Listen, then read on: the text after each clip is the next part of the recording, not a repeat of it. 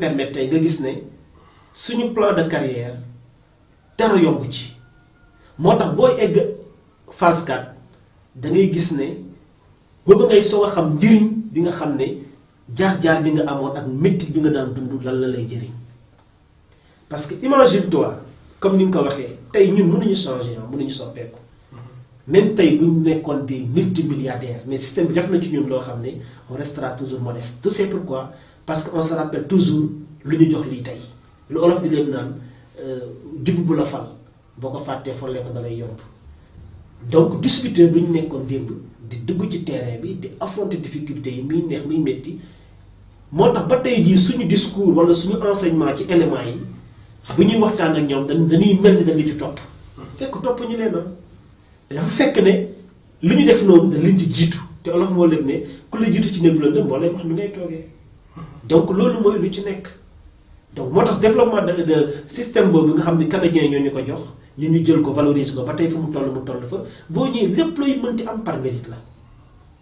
lépp looy am foofu rek par mérite la déjà dafa am critères yoo xam ne dañ ko bind noir sur blanc boo remplir les critères yooyu su lan lay nommé nga jàll phase 2 boo nekkee phase 2 am na beneen critère boo xam ne moo nekk sa kanam bi nga war a remplir pour nga nekk phase 3 boo nekkee phase 3 am na critère aussi bu nekk sa kanam boo war a remplir pour nga mën a nekk phase 4 mais imagine toi ku échelonné étape yooyu yëpp donc kooku il faut au minimum mu am benn matière bi am benn expérience bu koy permettre vraiment bu nekkee manager mën ko manager d'une manière très positive benn bi mooy sur le plan de la distribution dañuy distribuer mais dañuy mel ni koy sànni une pierre pour deux coups parce que déjà marketing direct stratégie bi mooy da ngay dem fekki nit ñi seen kër te fekk bi ñu leen di fekki yow di nga ci jànkonteel ñu baax di nga ci jànkonteel ñu bon di nga ci jànkonteel borom intention yu rafet yi di nga ci gis borom intention yu bon yi di nga ci gis ñu am teggin yi di nga ci gis stress yi jeex na voilà donc tu vois di n'importe comment yooyu yëpp yow nga di ko gérer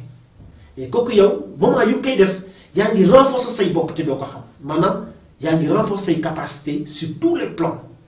communication mën a gérer les situations gérer stress yi xam nan ngay mën a nekkee nag n'importe quel type de personne donc foofu la lay commencer dresser moo tax plan de carrière bi si moom moo lay dresser ba nga xam ne yow boo nekkee déjà manager di nga gis ne lu defe woon ci entreprise yu bëri luy tax entreprise yu am déséquilibre yow déjà même na expérience boobu boo ko valoriser moo lay jox résultat yoo xam ne résultat yu positif la encore une fois donc pour wax na ni loolu lépp c'est des secrets yoo xam ne dafa nekk dans le cadre du travail moo tax toujours man comme ni mu koy faral di waxee boo bëggee nekk ku mag ëllëg tey bul xeeb dara parce que démb daan naa gàddu sac dema ñu ma koy xeebal mais sac boobu ñu ma daan gàddu ñu di ma xeebal dama daan jàpp ne mooy sama bureau tey sac boobu tey moo ma jox DDM 1 moo tax ba DDM développé ba nekk ci DDM 6 te ñi ngi fas yéene ubbi yeneen annexe incha allah ci kàttanu yàlla donc pour wax la gëm sa bopp rek moom moo wóor. c'est très important gëm sa bopp rek moom moo wóor donc soo métier amul. effectivement donc je crois que nit ku nekk donc li muy incarné rek mooy doon valeur am. c'est vrai donc lu toll noonu lay am mu nekk lu am solo. tey bu ñuy def xayma ci maanaam six bureaux yooyu nga xam ne moom la DDM généré maanaam 6 entreprises. n'est-ce pas. donc 6 entreprises la. ndax mën nañu am ci xayma ñaata nombre de distributeurs éléments yi liggéey foofu ngeen am ak ñaata ñoo fay jot a jaar. waaw parce que xam nga métier bu ñuy def ñun chaque fois ñu ngi recruter par rapport ak ñu ñuy recruter dañuy faral di wax ne les distributeurs sont indépendants maanaam amu ci kenn koo xam ne da ngay liggéey ci forcing déedéet da ngay ñëw ñu vendre la ñu lu ñu yor muy opportunité bi wala ni fii boo fi jaaree fii ñu toll mën nga fa toll. te nag mu des yow sa motivation ak sa détermination pour pouvoir egg foofu. moo tax da ngay gis ci ñu fay jaar ngay recruter am ñuy liggéey toog am ñoo xam dañuy liggéey tuuti arrêté am ñoo xam dañuy continuer te am na ñoom ñoo xam def nañ carrière ba tey ñu nekk ci ay responsable jox naa la exemple monsieur Diop mi nga xam ne BGV la démarré ñëw yeggali au niveau de TDM te tey macha allah jox naa la exemple Fallou Ndour mi nga xam ne moom ji Afrique sax DDM la tàmbalee même phase 1 bi ba tey mu nekk un gérant autonome di gérer propre annexe am. donc yooyu ay preuve la mais boo ko bëggee xayma mën naa ne ay junni doomi aadama di ay jeunes de 2004 ba fi ñu toll nii jaar nañ ci biir société bi mënuñu leen lim man léeg-léeg damay dox rek daje kenn mu nuyu ma félicité ma ne ma vraiment jaaroon naa sa annexe waaye lu mu fa jot a jàng tey moo ma jox li ma am nii tey récemment rek daje naa benn waayte boo xam ne ci benn place laa ko fekk macha allah mu nekk fa comme caissière bu ma gisee dafa kontaan ñëw kottu ma ne ma expérience yi ma am sa biir bureau tey permettre na ma tey fi ma yegg fi kon nga gis ne waxuma la rek ñu fa nekk tey jii mais même ñu fa jaar dañu fa benn bénéficié wu fa benn expérience. tey ñu ngi koy valoriser ci yeneen domaine fii ci biir réew mi mais ci tey boo doon xayma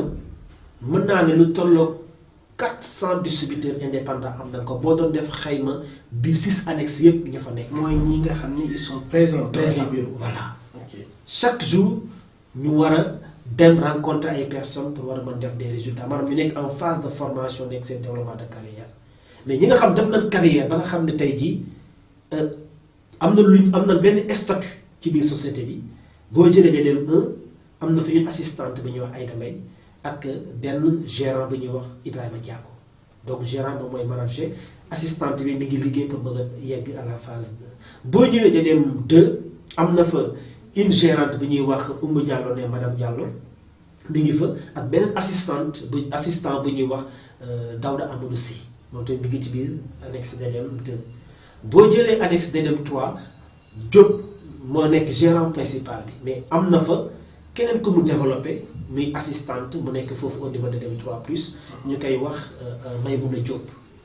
boo jëlee DDM 4 moment yi ñu ngi s'apprêter à ouvrir un deuxième bureau pour mën leen détacher parce que y a 2 gérants secondaires là-bas à savoir Abdou Thiam et Diouma Ndour mais y a aussi 2 autres assistantes à savoir Khadijatou Souare et Soukayna Lo ñun ñëpp c'est des responsables boo ñëwee DDM 5 authentique monsieur Ndour moom mooy gérant principal bi Fallou mais am na fa beneen assistant bu fa nekk ñu naan ko El Hadj Bouba Diouf boo fa jógee ñëw DDM 6 bi nga xam ne mooy annexe bu mujj bi nga xam ne suñu collègue toujours monsieur Diop moom moo ko développé am na fa ñaari assistant yoo xam ne ñu ngi fa benn assistante bi ñuy wax Njilane Faye ak benn assistant bu ñuy wax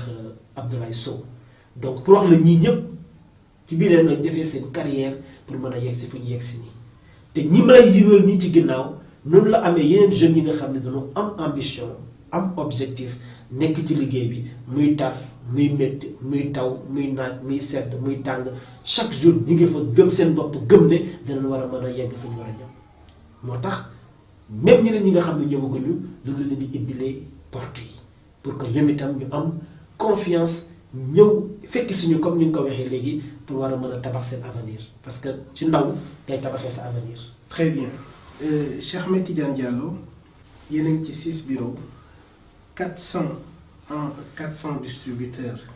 réels formé ngeen ay milliers de personnes tey foofu ngeen toll ndax am ngeen benn reconnaissance état wala benn accompagnement boo xamante ni venant des autorités yi nga xamante ni en charge de l'emploi des jeunes. bon ba fi ñu toll ni tey yàlla dogalu ko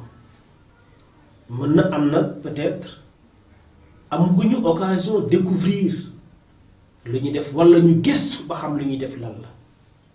mais comme ni ma koy faral di waxee ñun terewul ñu ngi béy suñu waar waaye gëm naa ni lu ñuy def état bu ko yëgoon na ci dugal loxoom parce que ñi ngi kay jàppale ci lu bari ci politique bi nga xam ne mooy politique bu muy lutter contre le chômage parce que li ma wax fii léegi ay exemplaire la kon je crois que te suñu cible principale c'est la jeunesse kon ñun lu ñuy def mooy tàllal leen loxo wax leen ni vraiment pare nañ pour collaborer pour liggéey ak ñoom pour que vraiment seen objectif ci wàllu politique envers les jeunes l'emploi envers les jeunes ñun ñi apporter ci suñu pierre parce que gëm naa ni ñun luñ ciy def bu ko ñëpp defoon Sénégal de gaw mën dina am jeune bu dul liggéey kon ku nekk dina ci jàpp mais pour vous dire vrai pour répondre à votre question à l'heure où je vous parle on n'a pas encore vraiment benn accompagnement étatique wala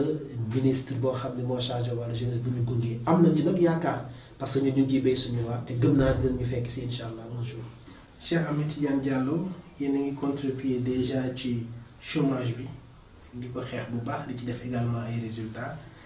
daal di direct marketing également di def ay résultats ci maanaam liggéeyam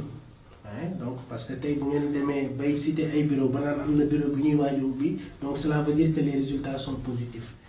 ngeen di defar nit mais également di liggéey ci wàllu développement économique du pays.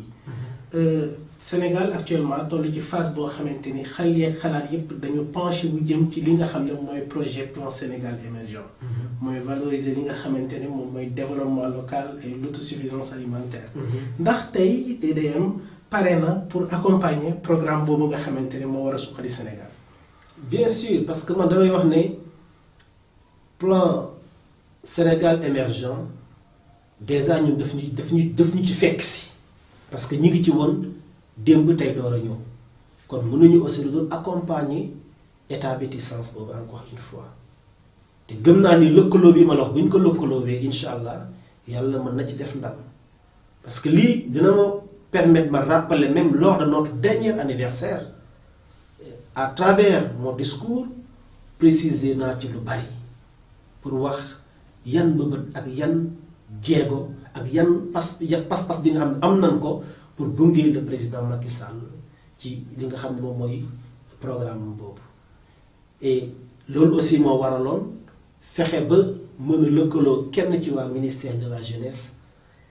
pour ñu ñëw présider ñu li nga xam ne moom mooy cérémonie boobu te def nañ ko ci jàmm te yaakaar naa dina am suite dina am ay résultats incha allah mais pour vous dire que vraiment ñun ci tànk boobu lañ nekk gunge président bi ci programme ba pour yàlla mën ko def ndam.